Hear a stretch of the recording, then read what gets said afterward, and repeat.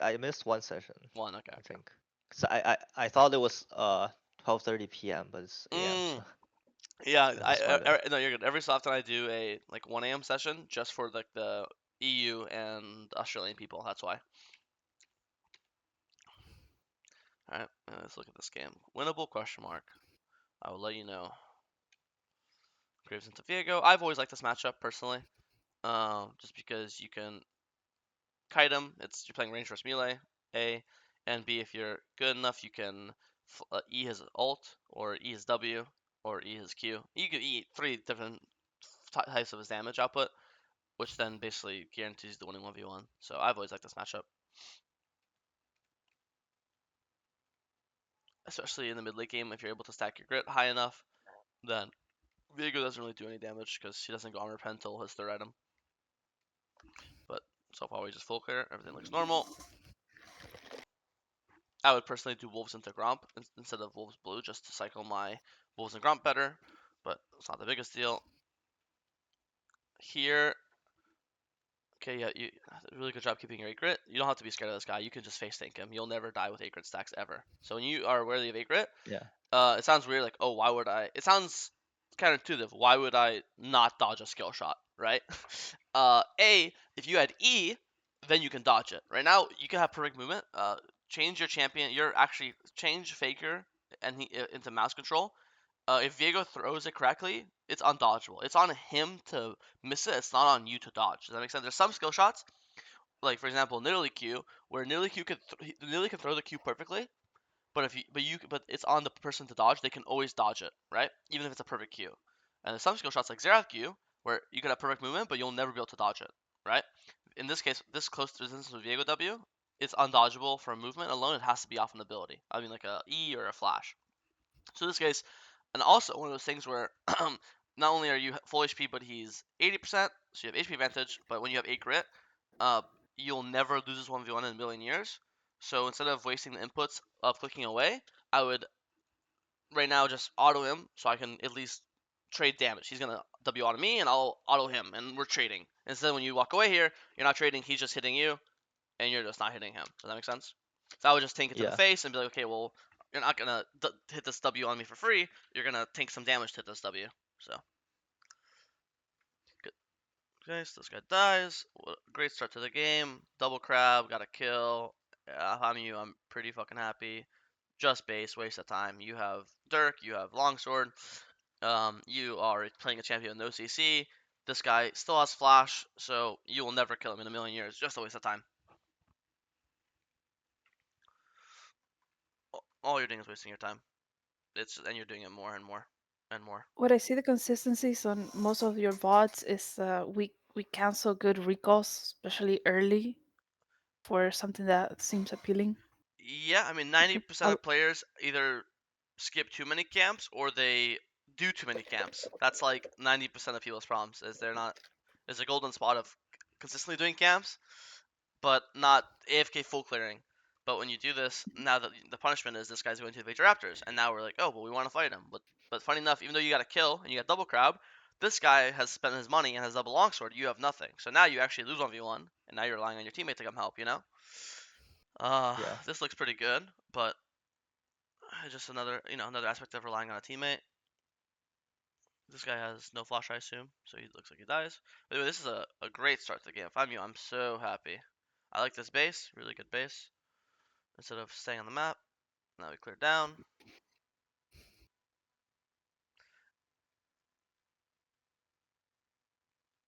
So I'm gonna teach you. You never had a session with me, right? Before Musas? I can't. Sorry, I'm saying your name terribly, but No. okay. So You can call me next time. you say call you next time. Yeah. Okay, next time. So my rules on skipping camps to gank are this. Everyone here knows them. I think I have 3 rules, maybe 4, but I'll just say 3.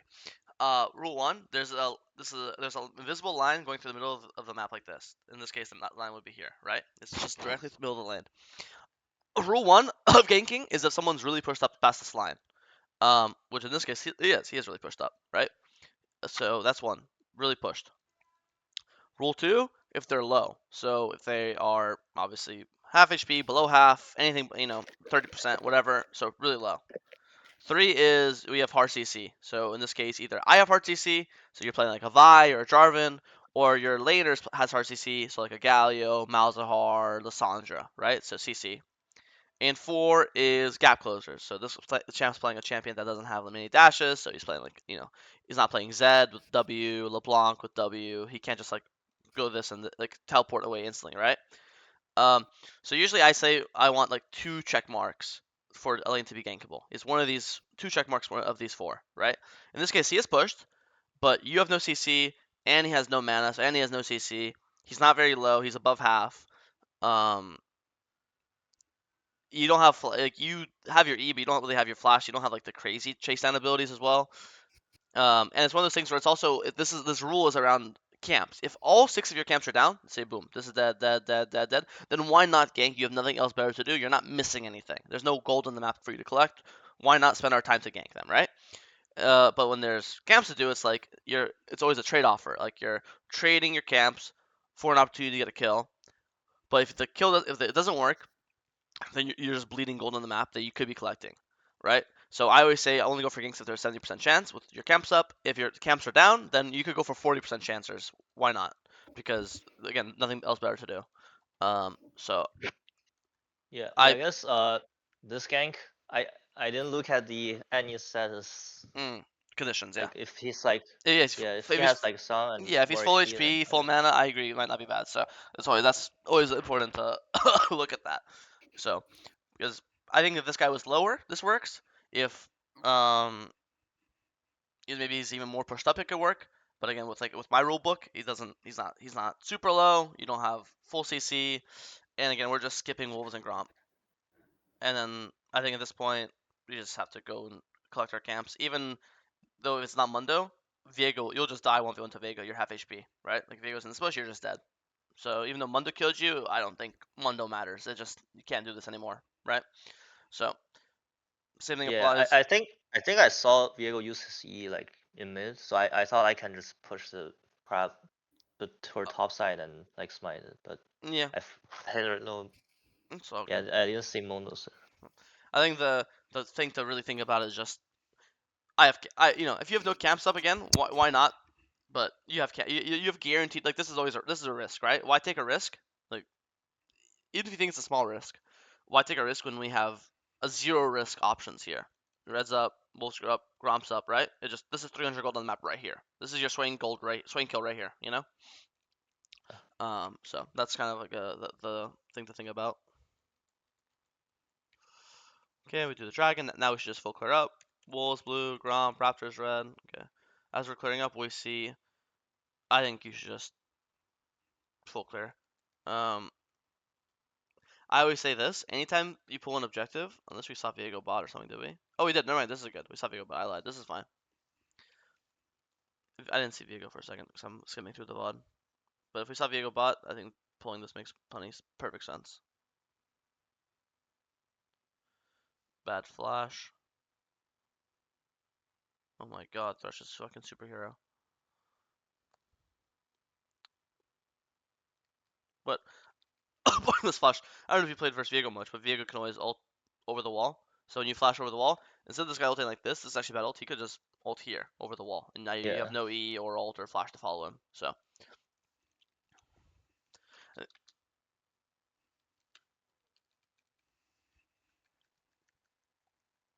but I mean, this is a pretty good, like decent start to the game. I know it's 10-5, but your game is fine. You got dragon, you got grubs. Objectives is usually the most important thing. Don't know. This is kind of like it's kind of the same thing. Like you have camps are up, wolves is up, grump is up, and we're just cross mapping to his top side when we have no idea if his top side's up or down. You know. Oh, I guess. Do you think he took your wolves grump? Let me go back. I'm skimming through. Oh no, you see. Actually, I don't mind this. This is correct. I take it back. Sorry. You just assume your camps are gone because you saw him in there with his support, so you cross map. Funny enough, you actually didn't even check. You actually didn't check Gromp here. I know it looks like you did, but you only check a camp when you see its icon. So if you think the camp's down, then the icon there would be no Gromp icon. You see, but until you see this icon or don't see this icon, you actually don't know. So funny enough, you actually Oh yeah, does it make sense? yeah. I think it's there. I Yeah, mean, I So remember like I felt like he has no way to take it, but yeah, I thought it was empty. yeah. Just have to check the icon. But this is nice. Get a kill.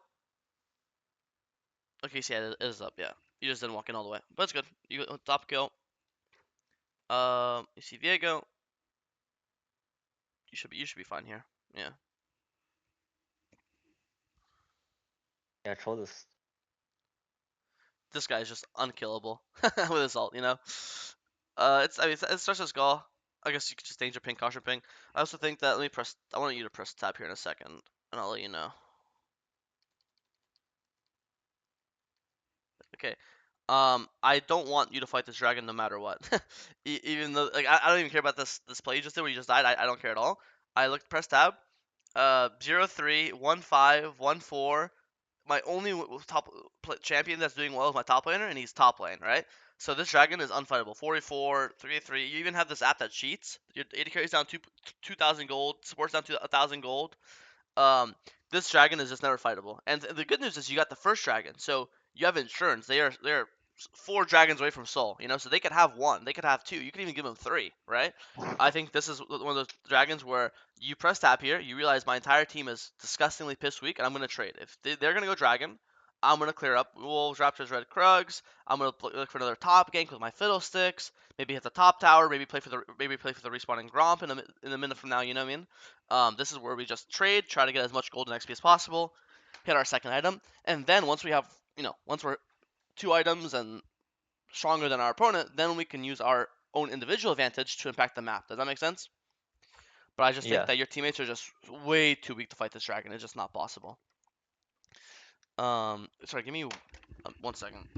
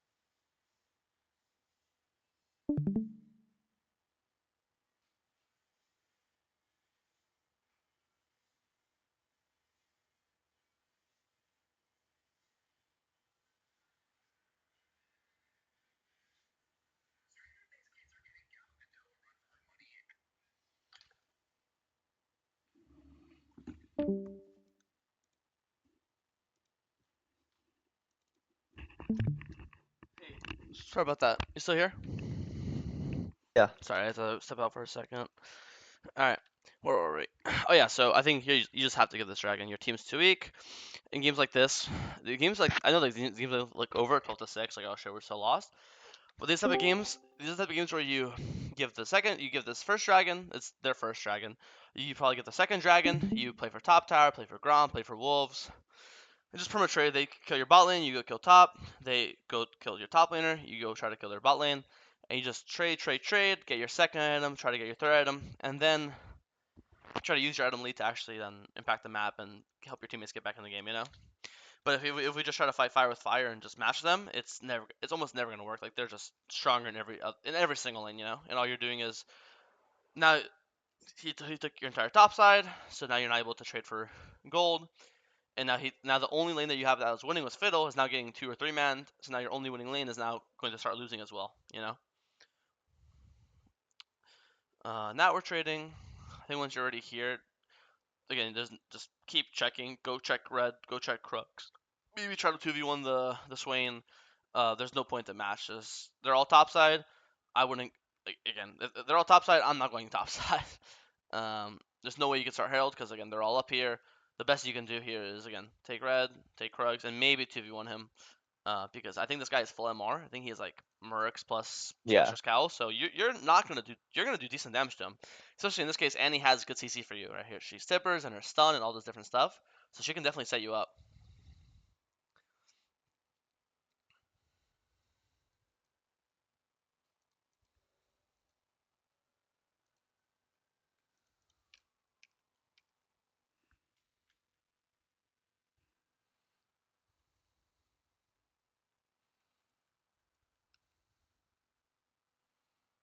Yeah, because when you're behind, you're basically just perma trading, perma killing camps, and just waiting for the enemies to fuck up. Because eventually, people on perma they're gonna fuck up. Like Jinx dying here is a perfect example. Like 1,000 gold is huge. So your literally job is to full clear, kill camps, kill their camps, avoid fighting. And if you ever see them overstep or play too aggressive, then you're just instantly okay. I have to come and punish this guy. And you keep doing this. Here, I like to base ASAP because it's look how much money you have. So you really need to spend your money, get item. And now with these items, if Viego ever face checks you, Jinx ever face checks you, you can one shot them. Like now you have the items to actually Yeah. like not exactly like I'm not saying you could win the game now or anything, but you can be sneaky. Like again, this dragon you have to assume it's gone, right? 2 items, 1 item, I'm in half, 1 item. Um, your Fiddlesticks is still doing well. This guy has no MR or armor, so I think you just go Raptors, Krugs, Red, the Give Dragon, and play to kill this Mundo. This guy will die. Like he has no resistances. So he'll die to you and Fiddle. Phil has ability up as well. And bounties are up. So you kill this guy, and then you get the top tower, which is bounty gold. Then you try to get some top camps. Then you'll base, and then I think you could get this Atakan. Atakan's too much to give. I'm down to give second dragon and first dragon, but Atakan will fight. But even that, if you look at the gold lead, look, it's 29 to 27. You guys are only down 2,000 gold. That's not really much at all. And if you kill top and get tower, it's probably going to be like 1k ish. Um, so I think you just again keep trading until you hit your item spikes, get your picks, and then look to fight like the really important objectives. This dragon, you're paying to fight this dragon. We are not fighting this dragon. Our only strong members are Fiddlesticks besides us, and he's no ult, so this guy can't fight. His entire champion is revolved around his ult. So I think here you felt like, oh, I'm 2 items, I'm strong enough to fight, but your teammates haven't got there yet. Let your teammates get 2 items as well, and then maybe we can fight the third dragon. I think here you just got too antsy, and I think now it just this just helps snowball it. Because I think Phil's like Yeah. started coming because you pinged it, but normally again we do red, Krugs, top tower, top wave. If Mundo comes, we'll kill Mundo. If he doesn't, Mundo doesn't go top, then we'll just take his top camps. Basically, Mundo did go top, so I think you see how like not guaranteed, but pretty guaranteed this top trade is. This tower, you can tell this tower is like 1 HP because you see how it's like crumbling on the minimap. Hmm. So just have to keep trading until your teammates are around the fightable strength. But in this case, none of your teammates are strong enough except for Fiddle, and again, he had no ult, so he's literally cannot do anything. This applies to every champ in the game that I train. If your teammates are all piss weak, you have to farm up until you're strong. That's it. But now I think the game's over. I think it's too snowbally. Because I mean, if you look at it now, when you press tab, let's see, we press tab soon. Before it was only a 2K lead.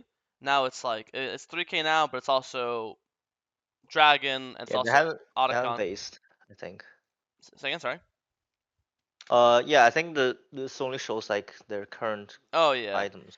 Yeah, I think exactly. I think they should have. I'm surprised. I was like, they should have way more now when they base. So I don't think I'm not saying it's like you could have 100% came back, but I definitely think that you could have put yourself in a better position to, like, you know, come back. Just have to trade way more. That's it. That's kind of the TLDR. Because people, I mean, people aren't perfect. They're gonna make mistakes. You saw Jinx gave 1K. This guy just gave 1K. So we want to keep farming, and eventually at a fight we have to take, like an Otacon or like a soul fight, those are the fights you can't just trade. You have to fight them because if they get that, the game is way harder. Then you'll be strong enough to actually like force win those fights, you know. Yeah. But now I think the game is just over. So no, not a Yeah. bad vibe. I do think you're like you did get unlucky. Your teams weren't the best, but I do think I'd be lying if I said you had no control over the game. You know, you definitely could trade more and see what happens. You also had like this is a really bad death that was pointless. The one at Scuttle. Where was it? This one really Yeah, pointless this bad one. death. Who knows? Maybe if you're not here right now and you're doing Wolves Gromp like I said, and the bot start, how your bot lane lost lane hard. If you're Wolves Gromp right now and they start fighting, maybe you're able to impact their lane, and then your bot lane would not lose as hard. There's a lot of what ifs with jungle, because we have so much we're able to have so much impact if we're on the right side of the map. Especially because their bot lane is perma pushing and you have Thresh. So anytime Thresh gives you a lantern and flash E's the Jinx, Jinx is also playing in the mobile carry. That guy is super killable. Um, so any questions this game? Anything I didn't talk about or go over that you want to look at? No, I'm good. All right, thank you. All right, no problem.